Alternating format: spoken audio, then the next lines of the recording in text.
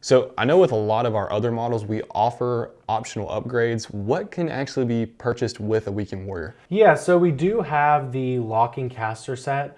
This locking caster set is $100. It allows your machine to roll around if you need to clean it, if you need to move it. And it's crazy hard to move these things when they're full of water. Right. We also have turntables for this model. We have anywhere from 20 to 26-inch turntables available for this unit.